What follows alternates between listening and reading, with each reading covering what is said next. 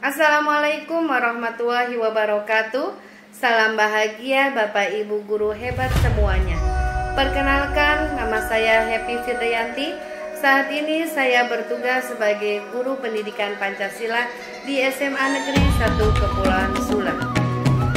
Sebagai guru dalam pembelajaran, seringkali kita melihat atau menemukan peserta didik yang kurang semangat, kurang motivasi, atau merasa bosan ketika mengikuti pembelajaran di kelas.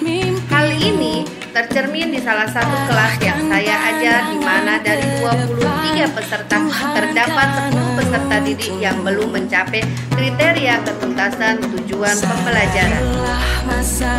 Melihat permasalahan tersebut, maka saya berusaha untuk merefleksi dan mengevaluasi pembelajaran yang selama ini saya lakukan di kelas tersebut. Langkah awalnya yang saya lakukan adalah dengan melakukan coaching kepada peserta didik. Untuk aplikasi masalah hasil coaching kepada peserta didik adalah pembelajaran yang saya lakukan kurang sesuai dengan gaya belajar sebagian besar peserta didik yang ada di kelas. Maka selanjutnya adalah dengan meminta coaching dari rekan guru untuk menemukan solusi dari permasalahan tersebut.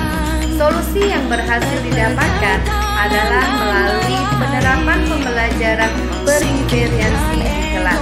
Di antara diferensiasi konten, proses,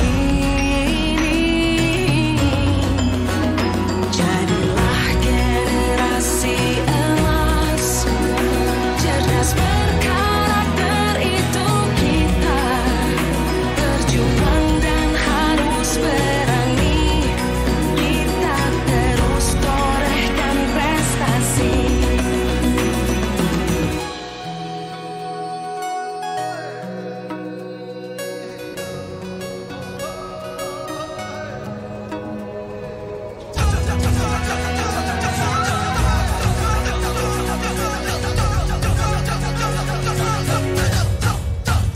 Kita belajar Pancasila, kita bernafas dalam sila-silanya. Kita belajar Pancasila, ayo kita jaga untuk Indonesia. Kita belajar Pancasila. Untuk mendapatkan buku kurikulum Merdeka secara gratis, silakan ikuti langkah-langkah berikut ini. Ketik buku.kemdikbud.go.id. Setelah halaman terbuka, silakan scroll ke bawah.